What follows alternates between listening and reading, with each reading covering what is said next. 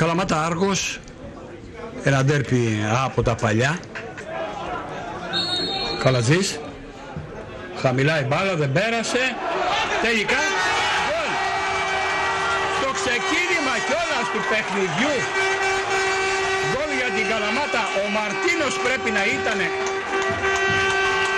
μετά από το μπέρδεμα που έγινε στην άμυνα του Άργους.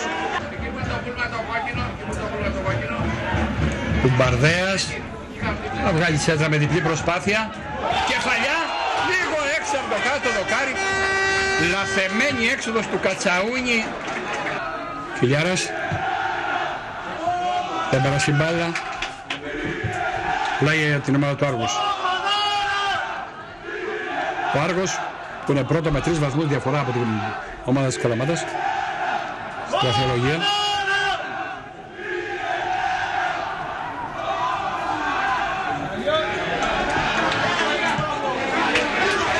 Στην κόντρα από κανονική θέση Δημητριάδης.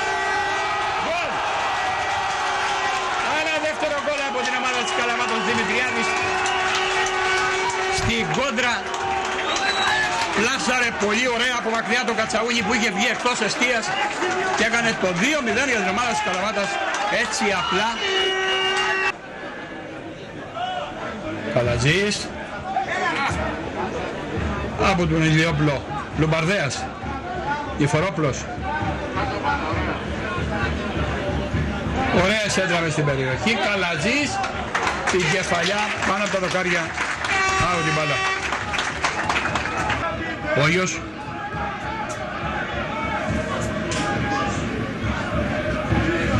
Ωραία παλιά μες στην περιοχή. Σουτ και γκολ. Μειώνει η ομάδα του Άργους σε 2-1. Κοιτάζει το ρολόι του. Τώρα σφυρίζει.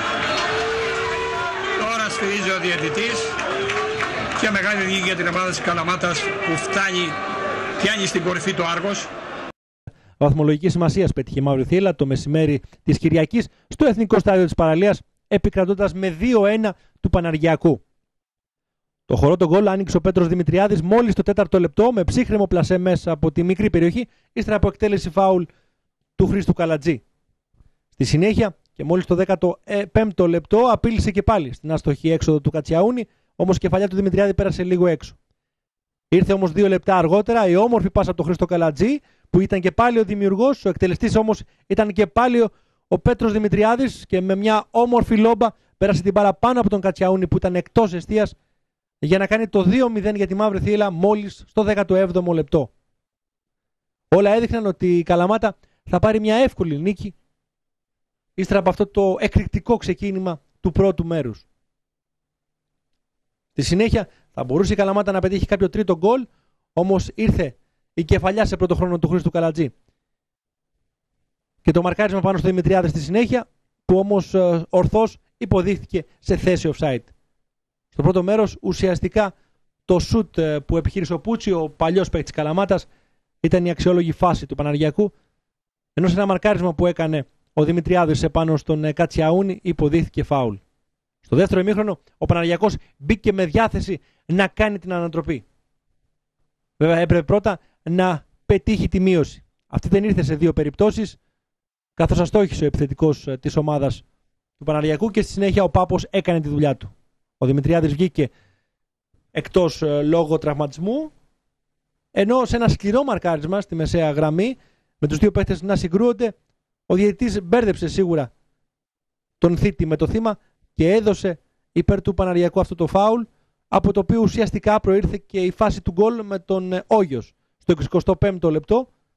Ένας ποδοσφαιριστής που είχε περάσει 5 λεπτά νωρίτερα στην αναμέτρηση χρήστηκε σκόρερ, μείωσε για την ομάδα του Παναργιακού και έβαλε δύσκολα στη Μαύρη Θύελλα στη συνέχεια του παιχνιδιού. Ο Παναργιακός πίεσε, πάλεψε, όμως δεν τα κατάφερε, με πιο κλασική ευκαιρία στο τέλος, στο φινάλε, με το πλασέ που επιχείρησε ο Ετόφ. Στο τέλος η Μαύρη Θύελλα καταχειροκροτήθηκε από τους φιλάθλους της για τη μεγάλη αυτή νίκη.